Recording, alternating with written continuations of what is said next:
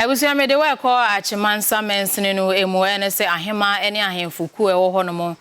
mo obomoden atiku a wo ba beboa mampuntu atumi akoso na niku no won apa ho ntema dwemteneni ene da sebre ofosu kwabi aye bi ahwe wono ye ohene owo akyemetre so wono niku yi dwemteneni odensem bi tudwa sanso na mpanifo ne etitiri bi obepiem wo ho nso edensem we atudwa Omneso wahemfo womo ewo Akyemansa ne mpotemu na fenso evema mpunto beba krodua no munti enam so ema wubuobusum ne dana etoso enwotwe ena hemfuni ku a womo atie no womo epa hontema ewo honomu a botaye etai womo ekuo no achi enina no ene sebema mpunto ne nkoso na fenso dosronko evema ne homneso wahemfo no enta ne sa sunte president a wono ena woda Akyemansa District House of Chiefs ano eyeda sebre ofosu kwa bi aye biafo okasa ye na woche sesen bom eba hemfo no entam ne ahemafo ne entam ano ena beboa na edi adwen baako eba na no atimi ama mpuntu akese pa aba krodua no emuni ne etwa wo ho ahia nina ebi unso wo chese wo mo ebeboa sa abembe ba betena abenwa no esuse mampani no won behwe no mata na chise de beye na dwumadi ahodo a wodi egu akwan mu ni so betimi edina brane na dwumadi no ase no enam so ema Obaahemaa ya wo no ena wo akyem akokwa so ede ensem sei etu edwa ahema ne ahemansi no ho isanse sa na mensin no eye baako eno nti yesomwa mfie kakra na nyame nchade yekonya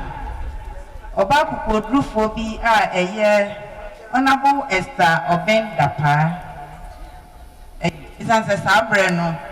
ogitumu se obeche rumunof mu mienu na baby a yede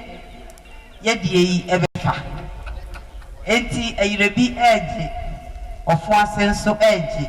ne kasa no wachi no ena district chief executive ya wono ena wo Akyemansa ayo ni monyamfo Linda ahenkra enso edi ensem sei eka ho Eastern Regional Minister Mrs. Rita Akosua Awati awo edi ahyeme na adwumadie kase bi de na kwakopie baby foforo ewo Eastern Region enti osiakua asa wo ha idie ene ne gina manemu ne krakra mu no ena Obaahemaa ya ne din ene nana akua asantewa ya wotoso miensa ya wono ena wo ye Obaahemaa ewo akyem kutuku ede ensem sei etwato emaye meji ade efie biosia mienum ni 62 years ye hu nipa ni bebre enso me da so ti ase no kuredie enti no kuredie eti mesremo na nanmu amotete ho mo fa no kuredie enye adwuma